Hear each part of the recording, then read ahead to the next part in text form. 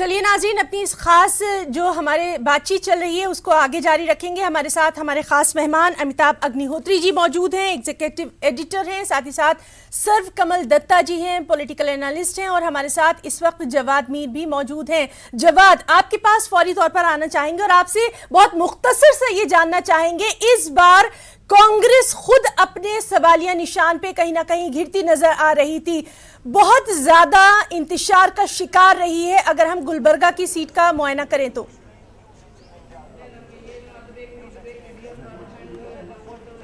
देखिए, अगर से हम बात करें गुलबर्गा की, तो यहाँ के वोटर कुछ ज्यादा कंफ्यूज नहीं है, क्योंकि बीजेपी की जानिब से कोई जाना पहचाना चेहरा इन्होंने नहीं उतारा है, बल्कि एक डॉक्टर उमेश यादव को उतारा है, जो कि साबिक में कांग्रेस रह चुके हैं। यानी कि मार्च के महीने तक वो कांग्रेस से रुकन असम्बली थे। मार्च में उन्होंने कांग्रेस से रिजाइन दिया है, कांग्रेस की इब्तदाई रुकनियत से रिजाइन दिया है, कांग्रेस की एमएलए की हैसियत से इस्तीफा देकर वो बीजेपी में शामिल हुए। तो बीजेपी के पास कोई बड़ा चेहरा नहीं था यहाँ पर, तो बीजेपी ने अब जाने, ऐसा भी कहा जाता है कि ऑपरेशन कमल का हिस्सा बने डॉक्टर उमेश यादव, ऑपरेशन कमल के जरिए वो बीजेपी में शामिल, ऐसा कयास लगाया जाता है।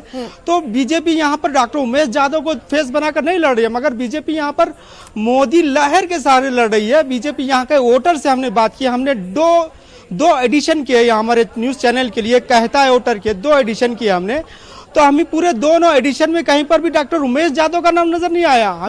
हमने जनता से बात की तो उनका कहना था कि वो मोदी को देखकर वोट करने जा रहे हैं। तो इस तरह से यहाँ पर देखा जाए तो थोड़ा कुछ हद तक जो है कांग्रेस कुछ हद तक यहाँ पर सबखत बनाए हुए हैं, क्योंकि मल्लिकार्जुन खड़गे जी यहाँ से 2 टर्म से जीतते आ रहे हैं। और मल्लिकार्जुन खड़गे का हल्का लोकसभा गुलबर्गा के लिए नया नाम नहीं है, 1972 से वो पब्लिक लाइफ में है, 47 ईयर से वो कंटिन्यूअसली जीतते आ रहे हैं। यह अलग बात है कि 2009 में पहली मर्तबा वो लोकसभा पहुंचे। जी जवाब जानना चाहेंगे, तो क्या कहीं पे भी नाराजगी नहीं है, जो जिस तरह की खबरें आ रही थी कि मल्लिकार्जुन खड़गे जो है वो शायद इस बार आम लोगों तक पहुंच नहीं पाए? बहुत मुख्तसर।